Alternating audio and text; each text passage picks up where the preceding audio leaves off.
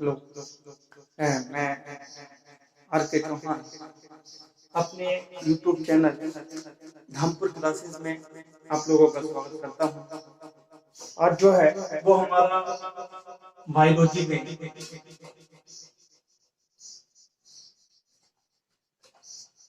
Chapter number 3 शुरू होगा। यानी चैप्टर 3 में जो है वो हम पढ़ेंगे मानव रक्त के बारे में, यानी ब्लड के बारे में। सबसे पहले पता होना चाहिए कि ब्लड जो है वो हमारे शरीर में क्या काम करता है, वो कैसे जो है इसका निर्माण होता है।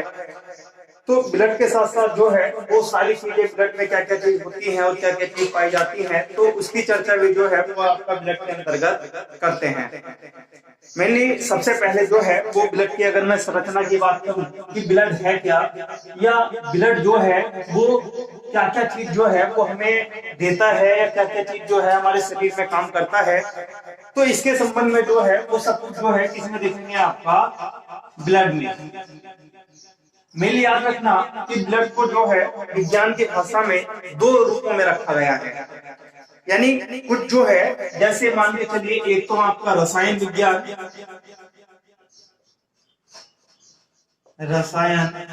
विज्ञान और एक होता है आपका जीव विज्ञान।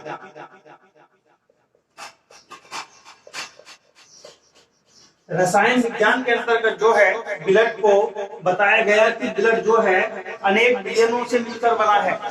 यानी जो मानव का ब्लड होता है वो आपका अनेक छोटे छोटे विलयनों से मिलकर बना है, अर्थात कई सारे विलयनों का जो है वो आपका मिश्रण है। इसी के कारण से जो है इसे कोलाइडी विलयन कहा जाता है। कोलाइडी विलयन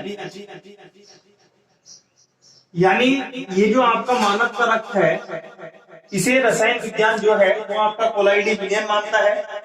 लेकिन जीव विज्ञान जो है, जीव विज्ञान कहता है कि ये जो है अनेक छोटे छोटे ऊतकों से मिलकर बनता है। यानी जो हमारे शरीर की सबसे छोटी संरचनात्मक इकाई होती है, वो संरचनात्मक इकाई जो है वो आपका कोशिका होती है। मेनली ये जो हमारी कोशिका होती है वो छोटी छोटी कोशिका होती है जो आपका नहीं दिख पाती है। तो ये कोशिका जो है ये आपस में क्या होती है, ये कोशिका मिल जाती है और मिलने के बाद जो है वो शरीर में ऊतकों का निर्माण होता है। यानी फिर आपस में जो है ये ऊतक जो है वो जो ऊतक होते हैं, टिश्यूज होते हैं, ये आपस में मिलने लगते हैं। और जैसे ही टिश्यूज मिलते हैं तो ऐसे में जो है ये ऊतक मिलने से जो है वो आपका अंग का निर्माण होता है। और अंग के निर्माण के बाद जो है वो अंग आपस में जुड़ने लगते हैं, जिसके कारण से ह्यूमन बॉडी का निर्माण होता है। ऐसे ही तो मैं कह दूंगा कि जीव विज्ञान कहता है कि जो मानव का रक्त है, ये मानव का रक्त जो है अनेक ऊतकों से मिलकर बनता है, जिसके कारण से इसे तरल संयोजी ऊतक कहा जाता है। यानी ब्लड जो है वो क्या होता है, आपका तरल संयोजी ऊतक। तरल का मतलब पतला, यानी एक तरह से बहता हुआ, और संयोजी का मतलब होता है कई सारे संयोजी ऊतकों से, और ऊतक का मतलब होता है ऊतक। यानी तरल संयोजी ऊतक होता है। इसी के कारण से यानी ब्लड जो है वो कैसा होता है, हमारा तरल होता है, चिपचिपा होता है, चिपचिपा होता है, और इसके साथ साथ जो है वो आपका गाढ़ा होता है। गाढ़े के साथ साथ क्षारीय होता है। यानी ब्लड जो है वो तरल संयोजी ऊतक तो होता है, लेकिन कहा जाता है कि ब्लड जो है पतला होने के कारण से वो आपका तरल होता है, चिपचिपा होता है, गाढ़ा होता है, क्षारीय होता है। और यही जो है ये ब्लड जो है इसी के कारण से अपारदर्शी होता है। यानी जो मानव का ब्लड है वो आपका अपारदर्शी होता है, यानी इसके आर पार आपको नहीं दिखेगा।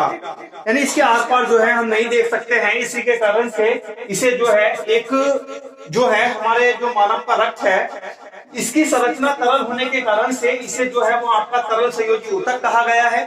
और इसके साथ साथ जो है वो आपका इसे तरल, चिपचिपा, गाढ़ा व क्षारीय अपारदर्शी पदार्थ भी कहा जाता है। मेनली याद रखना कि ब्लड जो है, यानी ये जो आपका मानव का ब्लड है, ये स्वाद में जो है नमका होता है, यानी नमकीन की तरह होता है, जैसे नमका होता है। यानी ब्लड जो है स्वाद में कैसा होता है आपका, नमका होता है। और ये जो है ब्लड, ये जो है वो आपका पानी यानी जल से जो है वो आपका भारी होती है। यानी इसकी जो आपका श्यानता है, श्यानता जो है ब्लड की श्यानता जो है इस पानी से लगभग 2.5 गुनी होती है।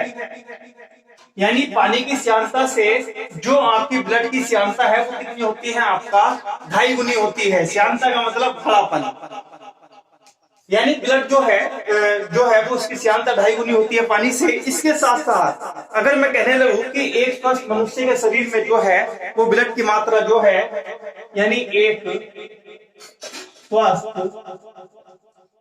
मनुष्य के शरीर में ब्लड की मात्रा जो होती है वो आपका 5 से 6 लीटर होती है। जो मनुष्य का भार है, जैसे मान के चलिए मेरा भार जो है वो आपका 60 केजी का है, तो इस 60 किलो का 7 से 8% मानव के अंदर जो है वो आपका ब्लड होता है। यानी उसके भार का जो मानव है उसके भार का जो है वो 7 से 8% जो है वो मानव के अंदर क्या है आपका ब्लड है। इसके बाद जो है अगर मैं आयतन के आधार पर बात करूं कि जितना मनुष्य का आयतन होता है उस आयतन का 1/13वां भाग जो होता है वो आपका ब्लड का होता है।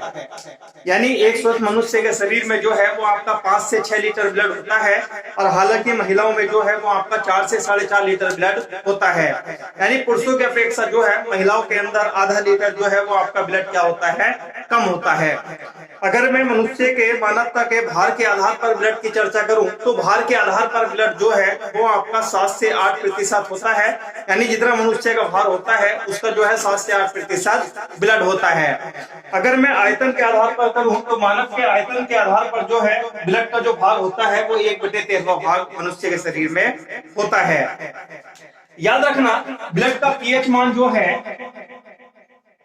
7.3 से लेकर 7.4 तक होता है, जिसके कारण से ये आपका क्षारीय होता है। यानी पीएच मान 7.4 होने के कारण से ब्लड का जो मान होता है वो आपका क्षारीय होता है। अब क्षारीय क्या होता है, ये दो चीज होती है, कहा जाता है एक तो अम्लीय होता है, एक आपका क्षारीय होता है। एक आपका ये पीएच पैमाना होता है,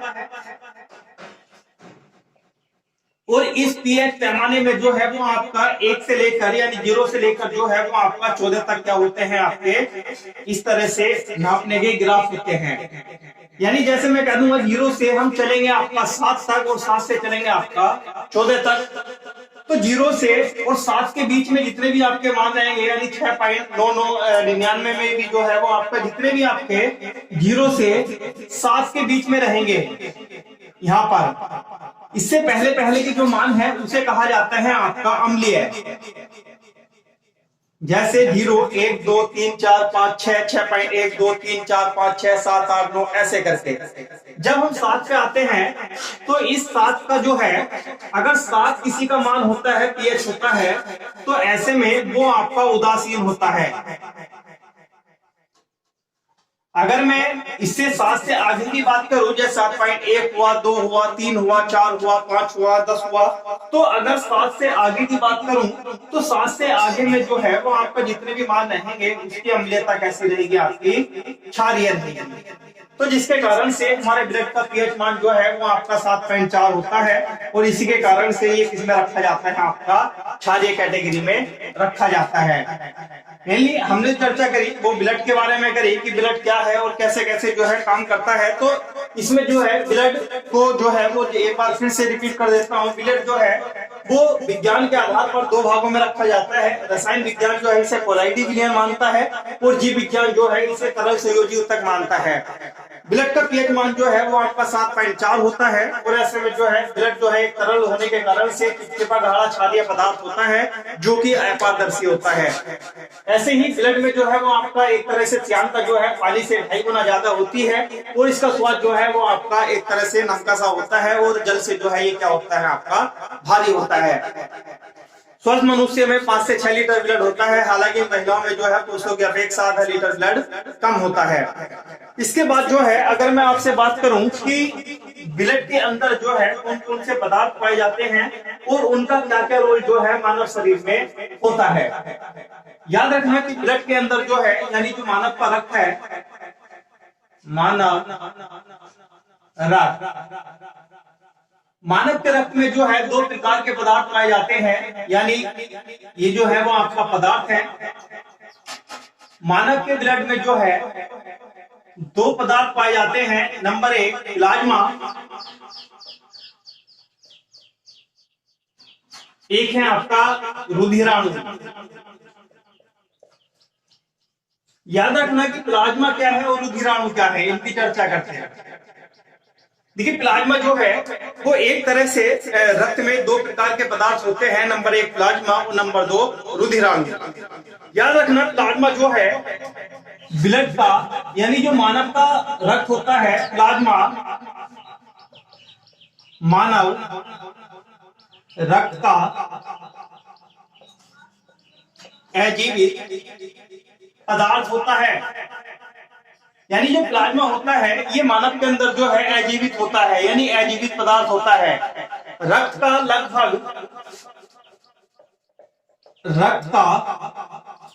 लगभग 55 से 60% भाग जो है वो आपका प्लाज्मा का ही होता है। यानी ब्लड में जो है वो आपका रक्त का लगभग 55 से 60% जो है वो आपका प्लाज्मा का भाग होता है। इसी के साथ साथ जो है अगर मैं इसमें प्रोटीन की बात करूं तो इसमें प्रोटीन की मात्रा जो है वो लगभग आपका 0.9% होती है। अगर जल की बात करूं तो जल जो है वो आपका 90 से 92% होता है। अगर लवणता की बात करूं कि इसमें लवण कितने होते हैं तो लवण जो है वो लगभग जो है बहुत कम मात्रा में होता है, यानी 0.7%। अगर इसमें ग्लूकोज की बात करूं तो ग्लूकोज जो है वो आपका 1% यानी 0.1% होता है। यानी मानव का जो ब्लड होता है उसमें 2 पदार्थ पाए जाते हैं, नंबर 1 प्लाज्मा और नंबर 2 रुधिराणु। प्लाज्मा जो है मानव रक्त का अजीवित पदार्थ होता है, अजीवित भाग होता है, और रक्त का लगभग जो है 55 से 60% मानव के अंदर प्लाज्मा की मात्रा होती है। जल जो है इसमें 90 से 92% होता है, और प्रोटीन जो है 0.9% होती है, और लवणता जो है 0.7% होती है, और ग्लूकोज जो है वो आपका 0.1% होता है। अगर मैं बात करूं कि इसका कार्य क्या होता है तो प्लाज्मा जो है जितना भी पचा हुआ भोजन है, यानी जितना भी पचा हुआ भोजन है, तो ये जो प्लाज्मा होता है ये जितना भी हमारा पचा हुआ भोजन है, यह एक प्रकार से जितने भी हमारे अंदर हार्मोन उत्सर्जित होते हैं, यानी पचा हुआ भोजन प्लस हार्मोन, इन सभी पदार्थों का यानी पचा हुआ भोजन और हार्मोन्स का जो है वो आपका संवहन जो करता है वो आपका प्लाज्मा ही करता है। तो इसके बाद जो है अगर मैं प्लाज्मा में बात करूं कि प्लाज्मा में जो है प्लाज्मा के अंदर 4 प्रकार की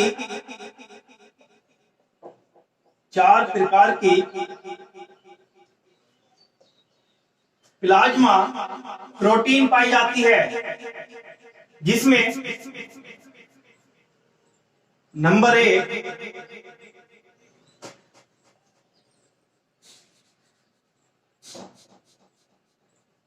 albumin plasma protein, albumin plasma protein, यानी इसके अंदर जो है 4 प्रकार की प्रोटीन पाई जाती है। नंबर 1 एल्ब्यूमिन, नंबर 2 जो है वो आपका globulin plasma protein, number 3 prothrombin plasma protein, number 4 फिब्रोजोन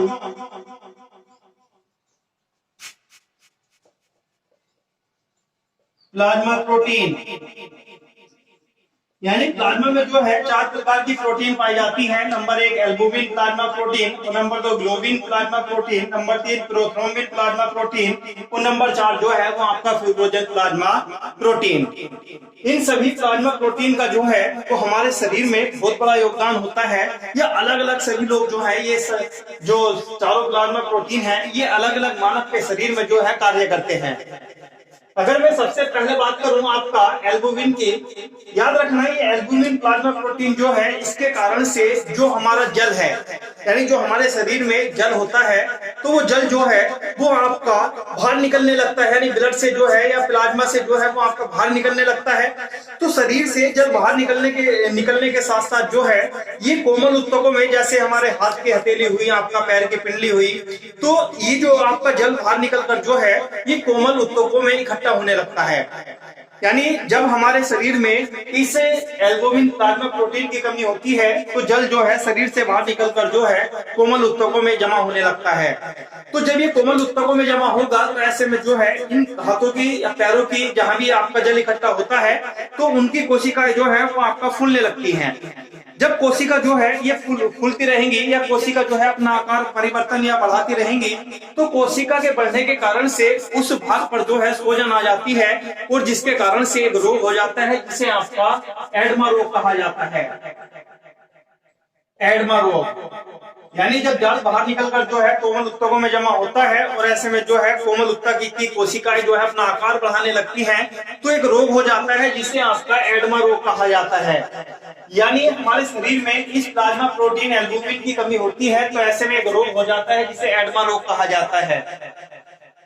इसके बाद जो है वो आपका ग्लोबिन प्लाज्मा प्रोटीन, इस प्रोटीन का जो है वो हमारे शरीर में प्रतिरक्षात्मक का कार्य होता है, यानी जो हमारे एक तरह से जो संवेदी अंग होते हैं या एक तरह से जो है वो आपका प्रतिरक्षा होती है। तो प्रतिरक्षा का काम जो है वो कौन सी करती है, आपका एल्बुमिन प्लाज्मा प्रोटीन करती है।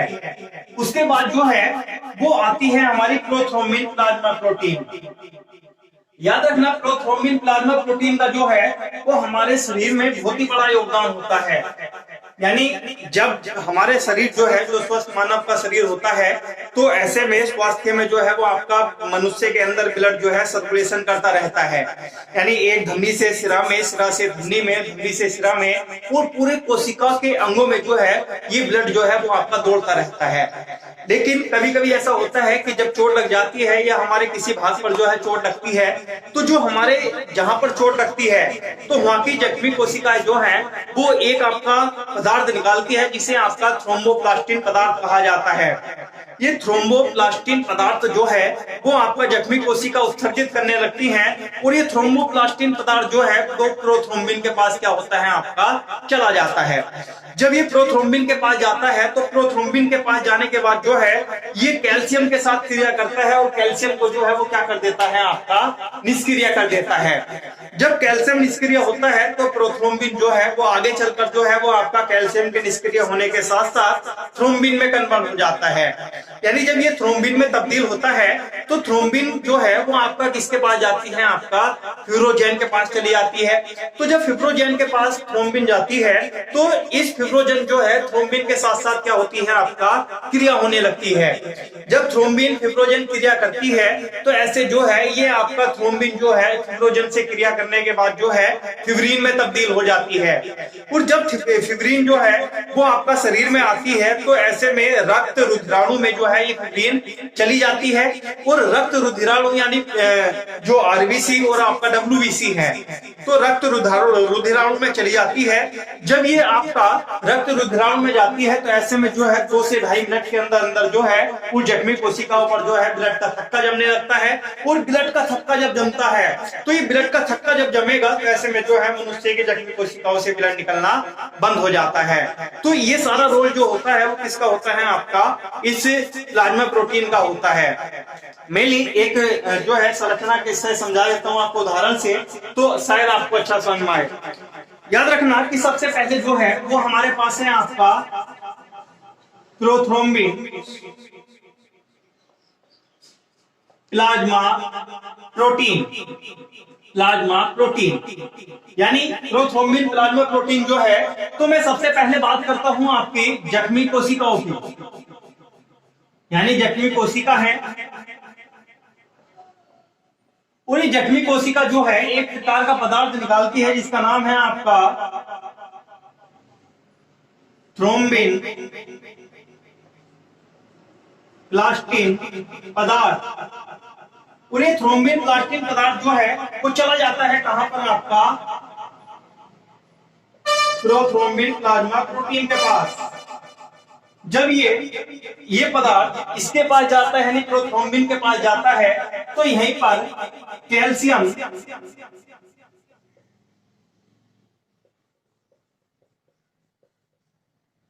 कैल्शियम के साथ जो है ये क्या करता है, आपका क्रिया करता है। और कैल्शियम के साथ क्रिया करने के बाद जो है ये बदल जाता है आपका प्रोथ्रोम्बिन, ये बदल जाता है आपका प्रोथ्रोम्बिन जो है वो आपका थ्रोम्बिन में,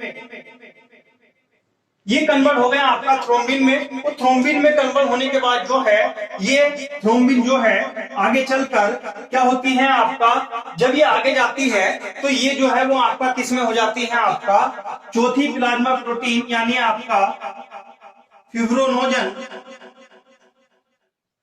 प्लाज्मा प्रोटीन, यानी फिब्रोनोजन प्लाज्मा प्रोटीन के साथ जाती है। तो इन दोनों में भी जो है वो आपका क्रिया होने लगती है।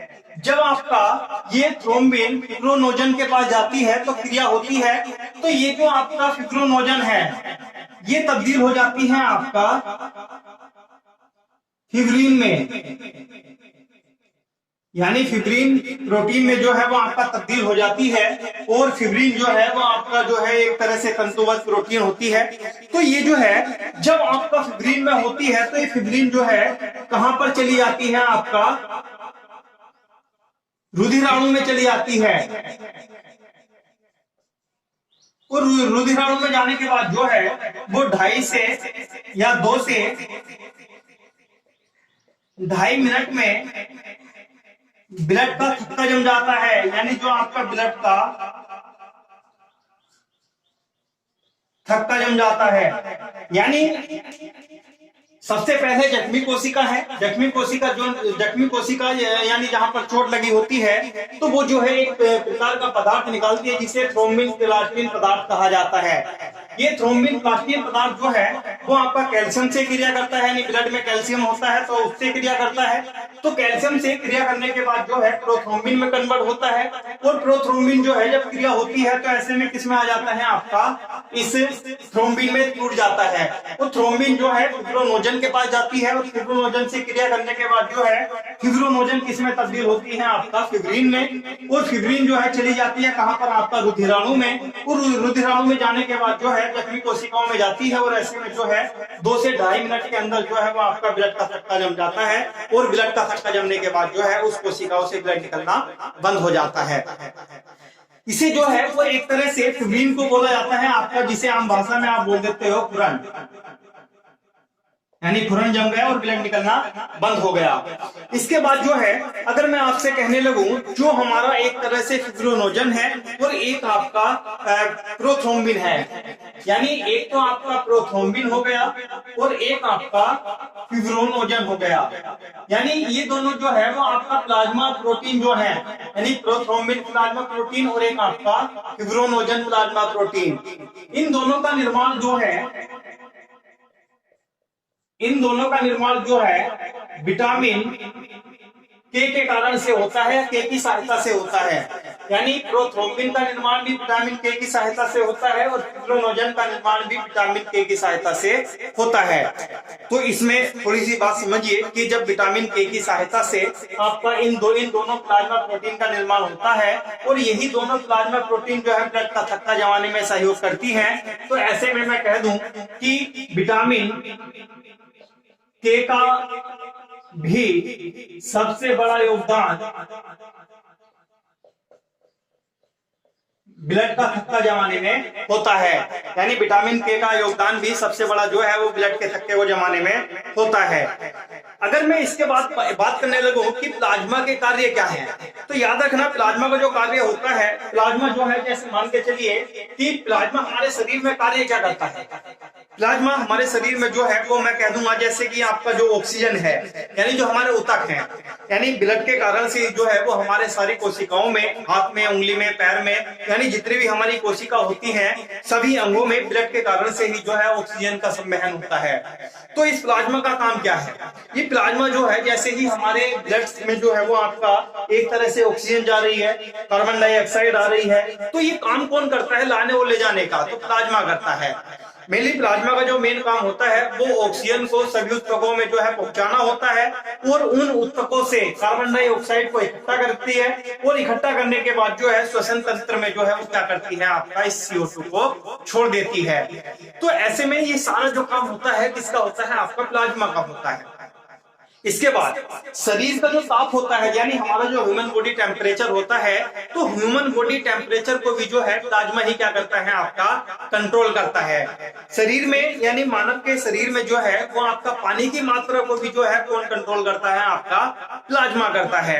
याद रखना, जितने भी जो हमारे हार्मोन्स होते हैं शरीर में, यानी जितने भी हमारे शरीर में हार्मोन्स हैं, या जितने भी हमारे जो शरीर में एंटीबॉडीज हैं, या जितने भी हमारे शरीर में विटामिन होते हैं, या जितने भी हमारे शरीर में एंटीटॉक्सिन होते हैं, सभी का जो है संवहन किसके द्वारा किया जाता है? आपका प्लाज्मा प्रोटीन के प्लाज्मा के कारण से किया जाता है।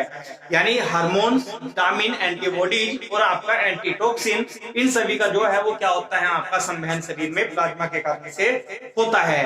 याद रखना कि प्लाज्मा का जो है वो हमारे शरीर में जो है सबसे ज्यादा भाग होता है और प्लाज्मा जो है वो आपका पीले कलर का होता है। क्यों?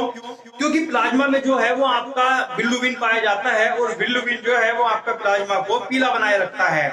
तो बिलिरुबिन क्या है, कहां से बनता है, वो मैं बात करूंगा रुधिराणु में, और रुधिराणु में बात करूंगा मैं RBC और WBC में। याद रखना, एक वर्ड और सुना होगा आपने, कभी कभी जो है एग्जाम में पूछ लेता है कि सीरम क्या होता है। ये शायद एक आध बार पूछा भी गया किसी पेपर में। तो सीरम, देखिए ये वर्ड जो है कहां से आता है, सीरम क्या है?